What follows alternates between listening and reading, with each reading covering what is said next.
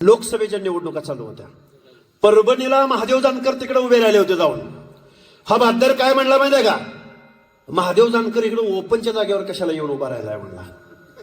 म्हणजे त्याला हेही माहित नाही की लोकसभेला आणि विधानसभेला ओबीसीचं आरक्षण नाही. काळूरामजी, तुमचा मी आभार यासाठी व्यक्त करेन की बारामती नगराध्यक्ष पदाची निवडणूक ही ओपन आहे, जनरल आहे. आणि खुल्या प्रवर्गात एक एससी समाजातला पोरगा, दीनदलिताचा पोरगा दंड थोपटून या पवारांच्या विरोधामध्ये निवडणुकीला उभा आहे. आणि आम्ही ओबीसी बांधव, अरे तालुक्याच्या तालुके तुमचे, गावाच्या गाव तुमची, गावाच्या गाव यांची, यांची म्हणजे कोणाची? ओबीसीची. मी ओबीसीची बात म्हणतो. ओबीसी म्हणल्यावर तर 70%. पण एका एका जातीचं 1,00,000 मतदान आहे. 1,00,000 मतदान. गाव गाड्यामध्ये माळी, साळी, कोळी, तेली, हटकर, धनगर, सनगर, वंजारी, लोणारी, परीट, गुरव, गडशी, नाभिक, सुतार, लोहार, कुंभार, बेरड, बेडर, रामोशी, बेलदार, वडार, वैदू समाज, जोशी समाज, गावच्या गाव तुमची, गावच्या गाव. काय मागत होते? महात्मा ज्योतिराव फुले इंग्रजांसमोर, आयवांसमोर, हंटर कमिशन समोर माझ्या गावगाड्यातल्या दीनदलिताला माणूस म्हणून जगता आलं पाहिजे. शेतकऱ्याला त्याच्या शेताचा, धानाचा, ही चळवळ आत्ताची नाही.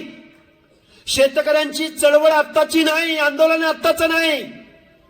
हंटर कमिशन समोर शेतकऱ्याच्या वेशामध्ये साक्ष द्यायला कोण गेले तर महात्मा ज्योतिराव फुले गेले.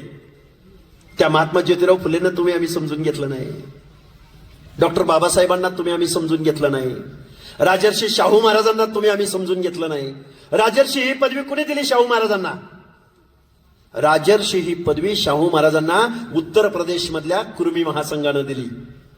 आणि त्याच राजर्षी शाहू महाराजांच्या नावानं विद्यापीठे असतील किंवा अनेक महत्वाच्या ठिकाणाला नावं कोणी दिली तर मायावतींनी, काशीरामजींनी दिली. आणि त्याच उत्तर प्रदेशमध्ये दिली. आणि महाराष्ट्रामध्ये म्हणजे आरक्षणाचे जनक शाहू महाराज, संविधान निर्माते डॉक्टर बाबासाहेब आंबेडकर, समतेचं तत्व देशाला देणारे महात्मा ज्योतिराव फुले. नाव कुणाचं घेतलं? फुले शाहू आंबेडकरांचं. कुणी घेतलं? नाव सांगायची गरज आहे का? कुणी घेतलं फुले शाहू आंबेडकरांचं नाव? महाराष्ट्रामध्ये पुरोगामी महाराष्ट्र फुले शाहू आंबेडकरांच्या प्रतिमांना विनम्र अभिवादन करून आम्ही आमचं घराणं चालवतोय. बरोबर आहे का चुकीचं आहे? आता मगाशी तुम्ही तुमच्या एकदम रांगड्या भाषेमध्ये ते सगळं समजावून सांगितलंय गावकऱ्यांना. बुथला कोण होतं, कुणाला कोण होतं, कोणाला काय होतं तुम्ही सांगितलंय. त्यामुळं मी त्या गोष्टीत जात नाही. ओबीसींना आरक्षण कशात दिलंय तर पंचायत राजमध्ये, ग्रामपंचायत, पंचायत समिती, जिल्हा परिषद, नगरपंचायत, नगर परिषद, नगरपालिका, महानगरपालिका, कॅन्टोन्मेंट बोर्ड. आणि मला वाटतं सोसायट्यांमध्ये कुठेतरी भटक्यांना काहीतरी थोड्या 1-2 जागा दिल्यात. ह्याच्या पलीकडे तुम्हाला आरक्षण दिलंय का? तुमच्यामध्ये भांडणं कुठं लावली? गावच्या पंचायतीमध्ये भावकीमध्ये भांडणं लावली की नाही? पॅनल लावून पंचायत समिती, जिल्हा परिषद, ग्रामपंचायत. आणि तुम्ही आम्ही बसलो गावागावात भांडत. तुमचं आमचं टार्गेट काय असतं? मला पंचायती मेंबर बनायचं, मला झडपी मेंबर बनायचं, मला दादा तिकीट देतो म्हणलंय, मला कारखान्याला संचालक पद मिळणार आहे. ह्याच्यातच भांडलो का दुसरं कशासाठी भांडलो? पण या राज्यकर्त्या लोकांनी ज्यावेळी कायद्याच्या सभागृहात जायची वेळ आली, बारामती लोकसभा परिसरामधल्या सगळ्या लोकांना माझं सांगणं आहे, अरे तुम्ही आम्ही कशासाठी भांडत राहिलो तर गावच्या पंचायतीसाठी भांडत राहिलो. पण कायद्याच्या सभागृहात जायची वेळ आली, अजितदादा पवार, सुनेत्राताई, सुप्रियाताई, आता तुम्ही म्हणाला यांच्यावरच बोलते ती, यांच्या कुणावर बोलायचं? ते जाऊ दे. आता काय ते माहिती आहे की सगळं किती उगाळायचं तेच. तुम्ही काय करताय नक्की? गावगाड्यातल्या 18 पगड जातीच्या लोकांनी फक्त मतं द्यायला जन्म घेतलाय. तुमचं आज ओबीसी मधलं आरक्षण गेलंय. या निवडणुकीमध्ये तुम्हाला हे जाणवणार नाही, पण इथून पुढच्या सगळ्या निवडणुकामध्ये तुमच्या सगळ्या जागा गेलेल्या असतील. मग आमचा खासदार नाही, आमचा आमदार नाही, मग तुम्ही आम्ही कुठंतरी काढायचं. आमचा झडपी मेंबर एक आमच्या गटातनं झालता बरं का, अध्यक्ष झालता बरं का, अशी वेळ येणार. कारण तुम्ही जर घरामध्ये शांत बसला ना, पुढच्या पिढ्यामध्ये तुम्हाला उभं राहायला सुद्धा संधी मिळणार नाही. हे जबाबदारीनं बोलतोय. मगाशी मी तुम्हाला एक संदर्भ देत होतो महात्मा ज्योतिराव फुलेंचा. त्यावेळी जर ही मंडळी असती ना इंग्रज आणि 1947च्या कालखंडामध्ये, अरे या माणसाने तुम्हाला आम्हाला मताचा अधिकार सुद्धा दिला नसता. दिला असता? काय पडलंय हो गावगाड्यातल्या दीनदलिताचं, गोरगरिबाचं, कष्टकऱ्याचं, भटक्या विमुक्ताचं काय पडलंय यांना? दिला असता का मताचा अधिकार तुम्हाला आम्हाला या लोकांनी? अरे गावगाड्यामध्ये पंचायतीसाठी एकमेकाची डोके फोडणारी तुम्ही आम्ही माणसं, ज्यावेळी कायद्याच्या सभागृहात जायची वेळ येते त्यावेळी कुणाचं तरी बघा, अजितदादा पवार विधानसभेला उभे होते, त्यांच्या विरोधामध्ये कोण उभे होते? यजुवेंद्र पवार. काय काय पवार? युगेंद्र पवार. दादांना, तुमच्या आमच्या गावामध्ये दादांना मत तुम्ही जास्त दिलं का कुणाला मत दिलं? दादाला दिली का नाही मत तुम्ही आम्ही गावागावात दिली का नाही? मग 2 सप्टेंबरचं JR निघत असताना दादाचं मत काय होतं विचारलं का तुम्ही कधी त्यांना? तुमचे लोकप्रतिनिधी आहेत ना दादा, आहेत की नाही? माझी तुम्हाला हात जोडून कळकळीची विनंती आहे, बाबा हो, हे प्रतिनिधित्व कुणाला दिलं गेलं, का दिलं गेलं? हा विरोध आजचा नाहीये, तुमच्या आरक्षणाला आज विरोध नाही. या देशामध्ये संविधान लागू झालं. संविधान लागू झालं त्यावेळी डॉक्टर बाबासाहेब आंबेडकरांना विरोध झाला ओबीसींना आरक्षण देत असताना. 340व कलम तुमच्यासाठी लिहिलं बाबासाहेबांनी, आणि मग SC ST साठी 41व आणि 42व कलम लिहिलं. देशाला स्वातंत्र्य मिळालं 47ला, संविधान लागू झालं 1950ला, आणि ओबीसीला कायद्याने आरक्षण मिळालं 1994ला. काळूरामजी लक्षात ठेवा, बाबासाहेबांना प्रश्न विचारला. कुणी विचारला प्रश्न बाबासाहेबांना? बाबासाहेबांना प्रश्न विचारला सरदार वल्लभभाई पटेल, ओबीसीच होते परत ते. त्यांनी प्रश्न विचारला. शांत जरा, एक 5-10 मिनिटं वेळ घेतोय, जास्त वेळ घेणार नाही. बाबासाहेब म्हणले तुम्ही दलितांना आरक्षण दिलं, आम्ही समजून घेतलं.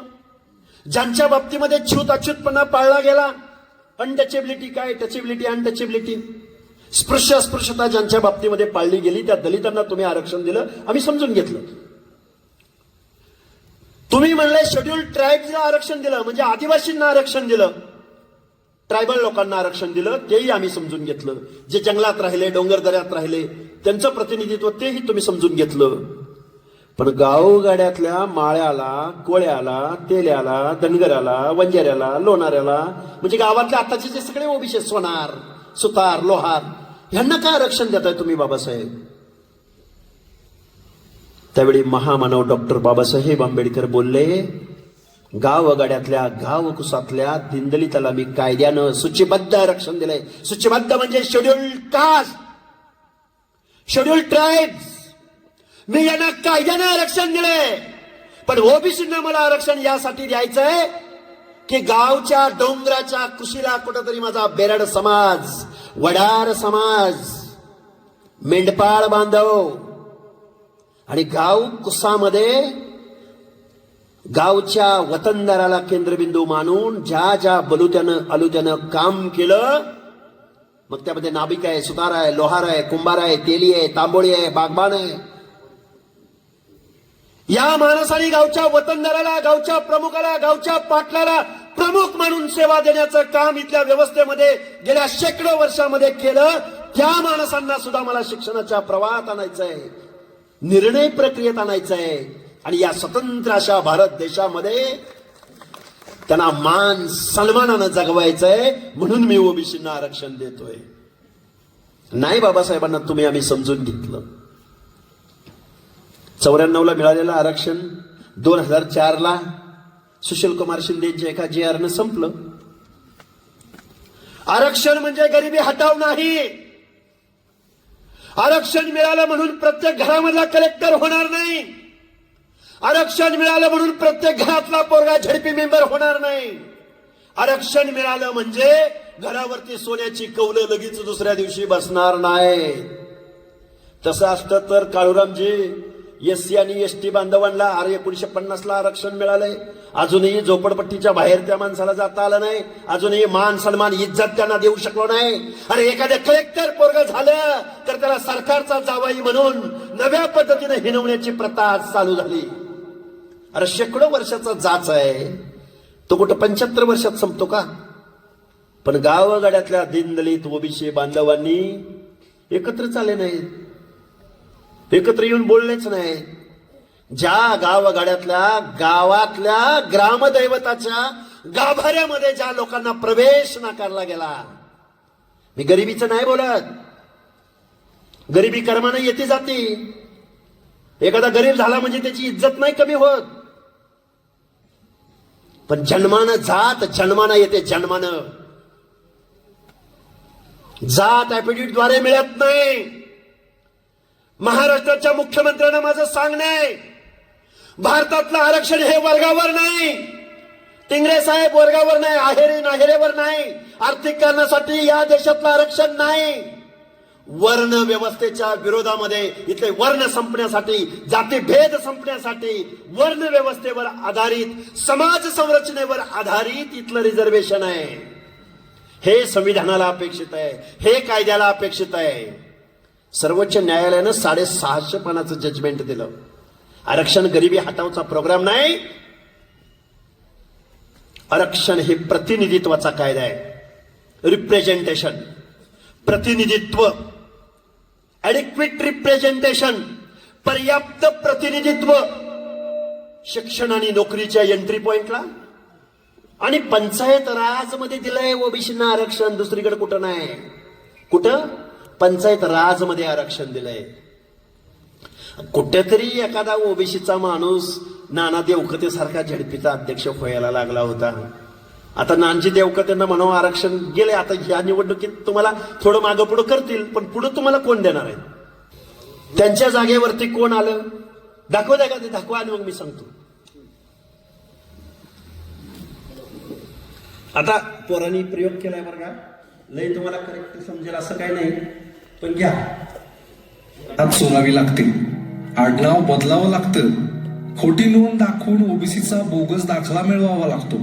दलित ओबीसींच्या वतनाच्या जमिनी चोरण्याची प्रथा ज्या बारामतीच्या राजकारणात आहे, तिथं जात चोरीची घटना घडली. पिंपळी गावच्या सरपंच सौ ढवाण यांनी बोगस कुणबी नोंद दाखवली. 1883 ची मोडी लिपीतली वंशावळीत खलाटे आडनाव अपेक्षित होतं, मात्र बिबे आडनावाची वंशावळ असतानाही ओबीसी दाखला मिळाला. मोडी अभ्यासक पूजा भोसले यांनी हे मोडी वाचन केलं. बोगस दाखल्यासाठी पूरक प्रतिज्ञापत्रही दिलं. रखमा कुम कुसा बिबेचे रखमा कुम केशव नाना खलाटे केले, त्याच आधारे दाखलाही काढला. कुठं बिबे आणि कुठं खलाटे हे तर ढळढळीत बोगस नोंद आहे. याचं ओंकार चावरे यांच्याकडून योग्य प्रकारे मोडी वाचन झालं. बोगस दाखल्याचा पर्दाफाश झाला. शासकीय अधिकाऱ्याकडे तक्रार अर्ज केले, मात्र कसलीच कारवाई झाली नाही. पुन्हा बोगस ओबीसी दाखल्यांचं पेव फुटले. ओबीसींनो, आता तरी जागे व्हा, आपल्या राजकीय प्रतिनिधित्वाचं रक्षण करा. ओबीसी आरक्षण वाचवण्यासाठी खऱ्या ओबीसींनाच मतदान करा.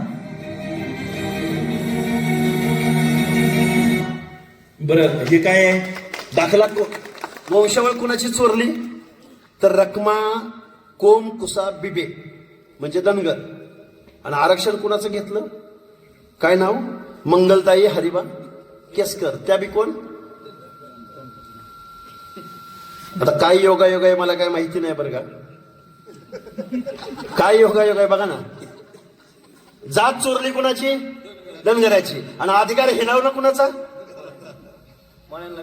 आणि हाकेसर आपलं एसटीचं बघा. एसटीचं बघितलं पाहिजे ना, कोण नाही म्हणते. अरे पण तुमच्या ताटात ओबीसीचं आरक्षण आहे. तुमची आमची पोरं कुठंतरी एमपीएससी मधनं सिलेक्ट होते आणि या 27% 3.5% आरक्षण धनगर समाज घेतो. ह्या आरक्षणाचं संरक्षण कोणी करायचं? आपण केलं पाहिजे का नाही? गावागावामध्ये ताकद कुणाची आहे की नाही आपली? पण ती ताकद आपली कुणासाठी आहे? कारखानदारासाठी, वतनदारासाठी, जागीरदारासाठी, आमदारासाठी, खासदारासाठी, दादासाठी, साहेबासाठी, ताईसाठी. म्हणून मगापासनं काळूरामजी आम्ही तुमचा अर्ज भरायला आलो. आम्हाला वाटतंय असं झालं पाहिजे, तसं झालं पाहिजे. आम्हाला थोडा कायदा कळला, कारण टकले साहेब वगैरे आम्ही एका चळवळीत, आम्हाला असं बाळकडू या टकले साहेबांनी वगैरे बापूराव यांनी असं आम्हाला आप्पा आपल्याला बाळकडू असं दिलंय, डायरेक्ट क्रांतीच बंडच म्हणतोय. बंड झालं पाहिजे, बंड क्रांती झाली पाहिजे. हे काल्पनिक नाही, हे खरं आहे. मगाशी काळूरामने सांगितलं, डॉक्टर बाबासाहेब आंबेडकर म्हणायचे तुम्हाला आम्हाला शासनकर्ती जमात बनायचंय. काय म्हणायचे? तुम्हाला आता शासनकर्ती जमात बनलं पाहिजे. हे उगाच असंच बोलले का? कारण त्या डॉक्टर बाबासाहेब आंबेडकरांनी तुमच्या आमच्या मताला लाख मोलाची किंमत दिली. टाटा बिर्ला अंबानीच्या मताला जेवढी किंमत, तेवढीच गावगाड्यामध्ये ऊसतोडीचं काम करणाऱ्या ऊसतोड मजुराच्या मताला सुद्धा तेवढीच किंमत. पण तुम्ही आम्ही मात्र नेहमी भिकेचा कटोरा हातामध्ये घेतला. आम्हाला आरक्षण देता का? आम्हाला स्कॉलरशिप देता का? आम्हाला अनुदान देता का? आम्हाला कुठली शाळा म्हणला मग अशी तुम्ही? डोंगर शाळा देता का? निवडणुका जवळ आल्या की आरक्षणाच्या लढाया आमच्या चालू. अरे दंड थोपटा दंड, आणि म्हणा ना माझा आमदार झाला पाहिजे, माझा खासदार झाला पाहिजे. का तुमच्याकडे मतं नाहीत? अरे कुणी जोडायची माणसं? जाती जातीची युती कुणी करायची? अरे पंक्तीला बसलो तर माझ्या ताटात वाढ, माझ्या ताटात वाढ म्हणतो का आपण? नाही म्हणत. गावगाड्यातली सगळी माणसं जर पंक्तीला बसली, वाढप्या जोपर्यंत शेवटच्या टोकापर्यंत ते सुग्रासाचा स्वयंपाक घेऊन जात नाही तोपर्यंत आपण हरिविठ्ठल म्हणतो का? म्हणतो. अरे डॉक्टर बाबासाहेब आंबेडकरांनी या संविधानाच्या माध्यमातून, लोकशाहीच्या माध्यमातून सुग्रास असा स्वयंपाक बाबासाहेबांनी बनवलेला, शेवटच्या घटकापर्यंत जोपर्यंत पोहोचणार नाही तोपर्यंत लोकशाही अस्तित्वात येणार नाही.